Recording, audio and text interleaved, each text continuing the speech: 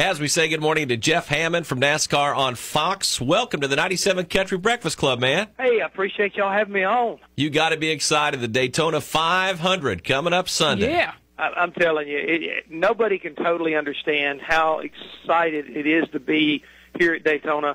Probably than someone like me or the rest of the guys that have been around the sport for so long. This will be my 33rd Daytona 500 I've been coming to, and again, it's always, you can feel the energy. You really can. You can feel the energy, and this is such a special place. And Sunday, it's just going to wind up saying, "Wow, I can't believe we're watching what we're watching." Jeff, let's just cut to the chase. What is the winning team going to have to do to be successful this Sunday? They're going to have a lot of luck to begin with, because this is going to be a really tough race, and there's going to be a lot of beating and banging. And the other part of the thing is, when I refer to the luck factor, is that you have to get yourself in position to win this race. And it's going to be a big challenge. When you're running pack racing, you can be cycled and moved around so much quicker than you could in the original tandem stuff that we were doing last season. So it really is going to be gamesmanship. You're going to see one of the darndest things ever as far as spotters, crew chiefs, and drivers working together to try to make sure they get their car in that right position when the timing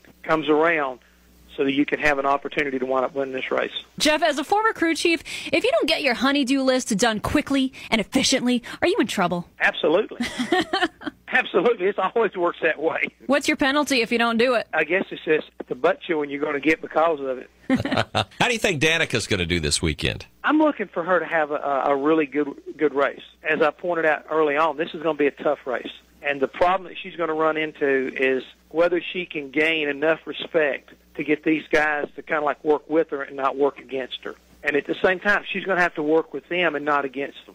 Speaking of changes, what a change in attitude from Kurt Busch last weekend. I believe it when I see it in a bad situation, because I think that Saturday he did a great job of handling the adversity that they had faced from being crashed in a practice early on, and then that big crash right there at the end that took them out and got, when they had a legitimate shot of winning that thing. He did. He did put on a different face and presented himself in a much more favorable light, and hopefully that's what we can get from him for the rest of the season. As we get on into the season, and this season will wear on you, your patience will be thin, that's when we're going to find out whether or not they've really made a change. How is Denny Hamlin going to have to step up in order for him to get to the chase? Hopefully it's going to start with the fact they've got a new crew chief. Darian Grubb, coming over from Tony Stewart after winning the championship, may be exactly what the doctor ordered for Denny Hamlin. And it's really all about mental attitude right now, and I think that's the biggest thing is fighting Denny. And we know he's talented, but he's got to get by this mental block that has seemed to kind of like hung over him